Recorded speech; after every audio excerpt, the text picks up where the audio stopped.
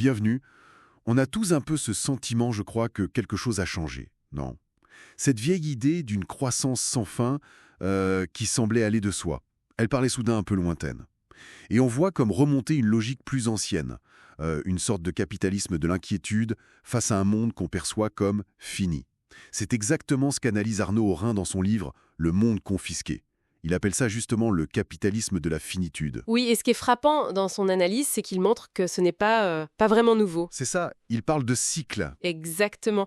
Il identifie des périodes clés, les débuts de la colonisation au XVIe siècle, puis la grande vague impériale, disons 1880-1945, et maintenant, depuis les années 2010 environ. Et à chaque fois, le même déclencheur, ce sentiment d'un monde aux ressources limitées, un monde fini. Et ce sentiment qui engendre toujours les mêmes réflexes. L'accaparement, la recherche de monopole, la militarisation aussi. Notre objectif aujourd'hui, c'est donc de décortiquer un peu ces mécanismes, de voir comment ça fonctionne selon Aurin. C'est ça, comprendre comment cette perception de la finitude géographique hier, écologique ou numérique aujourd'hui, façonne une forme bien spécifique de capitalisme. Aurin suggère que c'est une tendance profonde, récurrente, et ça éclaire beaucoup notre époque. Alors, ce concept central, le monde fini, comment ça se manifeste concrètement? C'est d'abord l'idée que les limites sont atteintes ou en passe de l'être. Au XVIe siècle, on découvre le monde, on le cartographie, mais c'est surtout pour se le partager, pour planter son drapeau avant l'autre. La conquête, en somme. Voilà. Fin 19e, c'est la fameuse course au clocher pour les dernières colonies qui restaient. Et aujourd'hui, cette finitude, elle est partout. Les limites planétaires, l'épuisement de certaines ressources. Oui, la saturation de marché, et même paradoxalement, la transition énergétique, elle est nécessaire, bien sûr, mais elle lance une nouvelle course folle aux métaux rares, aux terres, même aux données numériques. C'est ce sentiment d'urgence, de clôture, qui semble justifier une approche plus prédatrice. D'accord.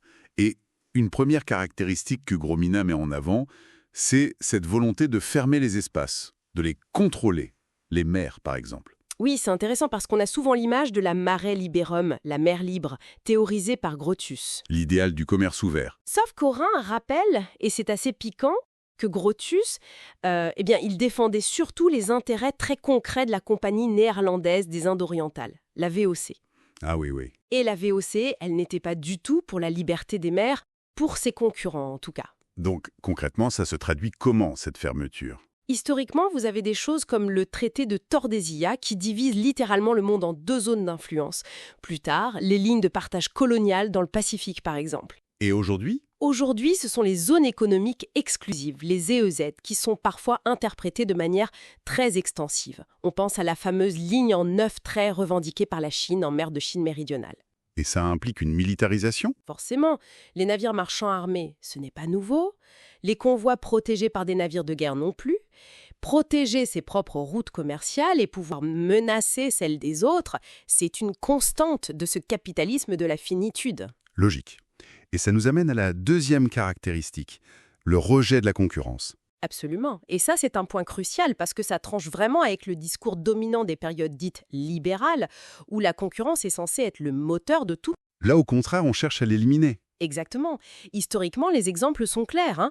Les grands monopoles accordés par les rois aux compagnies des Indes, la VOC, l'East India Company anglaise. Elles avaient l'exclusivité sur certaines routes, certains produits. Tout à fait. Et puis, fin 19e, années 30, on voit le grand retour du protectionnisme, des barrières douanières. Et aujourd'hui, on entend à nouveau ce discours vocal. Partout.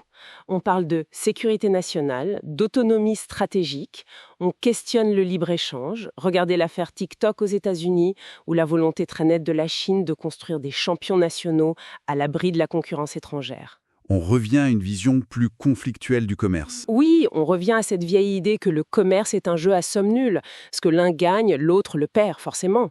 C'était la pensée de Montchrestien ou Child du XVIIe siècle. D'ailleurs, des économistes comme Angus Deaton remettent en cause aujourd'hui le mythe de la mondialisation heureuse. Et il y a cette phrase terrible de Peter Thiel, le fondateur de PayPal. Ah oui. La concurrence, c'est pour les perdants. Ça résume assez bien l'état d'esprit qui revient en force, cette quête de monopole. Troisième point fascinant chez Aurin Fignot, le parallèle entre les anciennes compagnies coloniales et certains géants d'aujourd'hui, notamment dans la tech. Oui, c'est un parallèle audacieux mais très parent.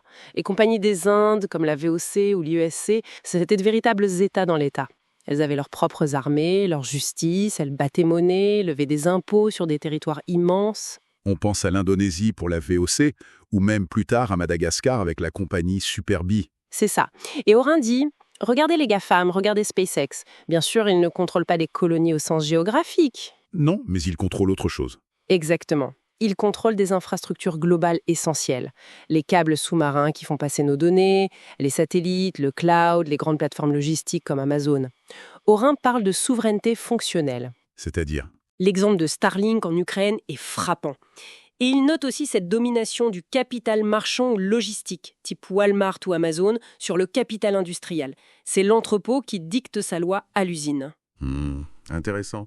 Et ça nous conduit à la dernière caractéristique, la recherche de la rente et l'expansion sur ce qu'on appelle les hectares fantômes. Oui, alors la rente, c'est différent du profit. Le profit vient, en théorie, de la compétition sur un marché. La rente, elle, vient d'un monopole, d'un contrôle exclusif sur un actif, une route, une ressource, une technologie, des données. C'est ça que visent ces acteurs.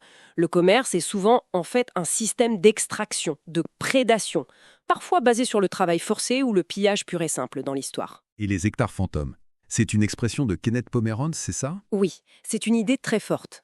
Les hectares fantômes, ce sont ces terres, souvent lointaines à l'étranger, dont une économie a besoin pour se fournir en matières premières ou pour absorber ses déchets, mais qui n'apparaissent pas dans ses comptes nationaux. Comme les plantations de canne à sucre ou de coton dans les colonies? Exactement. C'étaient les hectares fantômes qui soutenaient l'industrialisation européenne.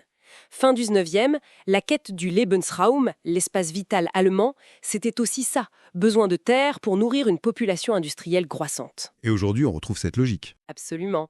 Avec la course mondiale à l'achat ou à la location de terres agricoles, le land grabbing, pour assurer la sécurité alimentaire, produire des agrocarburants ou même pour obtenir des crédits carbone, on justifie ça souvent en disant qu'il y a un écart de rendement à combler chez les agriculteurs locaux, mais au fond, c'est la version moderne de cette expansion sur les terres des autres. Donc, pour résumer la thèse d'Orin, Pour Orin, ce capitalisme de la finiture prédateur, monopolistique, obsédé par le contrôle, n'est pas une sorte d'accident de parcours récent.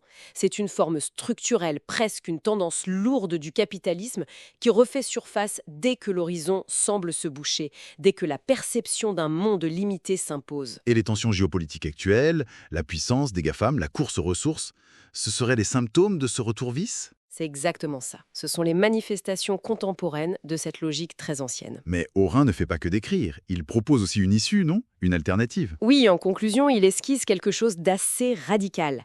Il appelle ça une économie des 4 éléments. La terre, l'eau, l'air et le feu. Pour l'énergie. Une économie qui serait démocratique, décentralisée, beaucoup plus sobre, respectueuse du vivant. Une vision forte, presque utopique peut-être. C'est la question qu'on peut se poser. C'est une alternative séduisante, mais si ce capitalisme de la finitude, avec sa logique de puissance, d'accaparement, revient si régulièrement dans l'histoire dès que le sentiment de limite apparaît, est-ce qu'une alternative aussi fondamentale est vraiment possible ? Ou est-ce qu'elle risque de rester une belle idée face à la dureté des rapports de force qu'il décrit si bien? C'est une question ouverte, évidemment. Une question qui nous laisse matière à réfléchir bien après la fin de notre discussion. Merci pour cet éclairage passionnant sur le monde confisqué. Merci à vous.